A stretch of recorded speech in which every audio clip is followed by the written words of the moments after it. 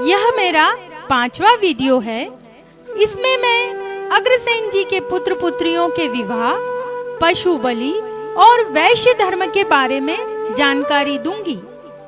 अग्रसेन जी की पुत्री ईश्वरी का विवाह काशी नरेश के पुत्र महेश से किया गया था और उनके 18 पुत्रों का विवाह नागराज वासुकी की 18 कन्याओं से किया गया था। सभी पुत्रों के विवाह के पश्चात अग्रसेन जी ने अपने कुल को सुव्यवस्थित बढ़ाने के लिए एक वंशकर यज्ञ किया। देश विदेश से निपुण शिल्पी तथा अन्य राज्य के मंत्रियों को बुलाया गया। सबसे पहले यज्ञ मंडप की स्थापना की गई।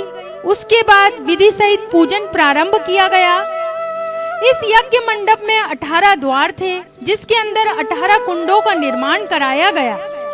इस यज्ञ में अनेक ऋषि जैसे वेद व्यास, वशिष्ठ, कश्यप, गौतम, गोविल, जैमिनी आदि भी आए थे। इस यज्ञ में पवित्र अग्नि को प्रज्वलित किया गया तथा मंत्रों का शुद्ध उच्चारण करके गर्गाचार्य जी ने इस महायज्ञ में आहुति प्रदान करने की अनुमति दी। पहली आहुति अग्रसेन जी ने यज्ञ देव को भेंट की। उसके बाद इंद्र आदि देवताओं ने।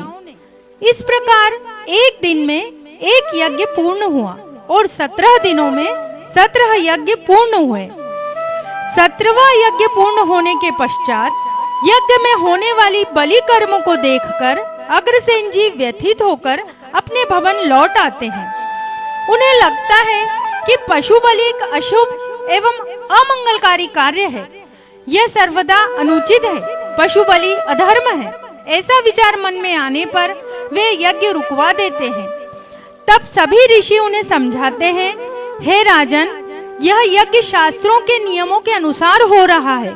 इसमें कुछ भी अनुचित नहीं है। वे कहते हैं कि हमारे वेदों में भी उल्लेख किया गया है कि यज्ञों में होने वाली पशु बलि हिंसा नहीं अहिंसा ही है। परंतु अग्रसेन जी नहीं मानते और वे कहते हैं कि क्षत्रिय का कर्म है संकट में पड़े जीवों की रक्षा करना, ना कि अपने स्वार्थ के लिए उनका वध करना।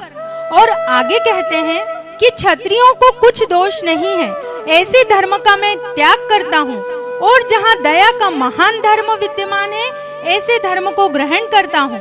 इसके बाद अग्रसेन जी घोषणा करते हैं कि मैं क्षत्रिय धर्म का त्याग करके प्राणी मात्र का हित करने वाले महान वैश्य धर्म को मानूंगा।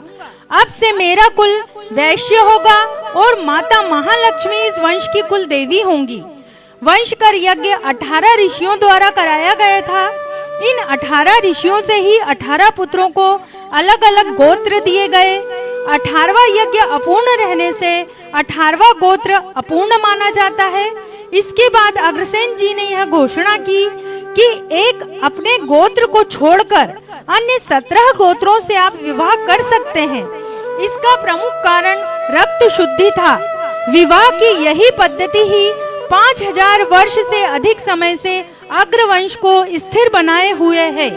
कुछ समय पश्चात एक दिन अग्रसेन जी भ्रमण करते करते अपने राज्य के बंदी गृह में जाते हैं, जहां उन्हें एक बंदी दिखाई देता है जो उनका बचपन का मित्र भी है। वे उससे पूछते हैं कि किस अपराध के कारण तुम यहाँ बंदी हो।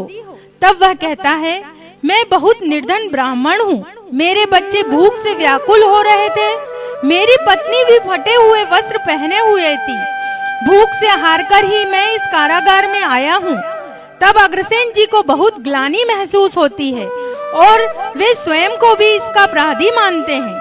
इस घटना के पश्चात ही अग्रसेन जी ने अग्रवंश का मुख्य धर्म घोषित करते हुए कहते हैं कि अब से जो भी आग्रे गणराज्य में आएगा तो वहाँ का प्रत्येक निवासी उस आगंतुक को श्रद्धा पूर्वक 1 ईंट और 1 रुपया भेंट करेगा।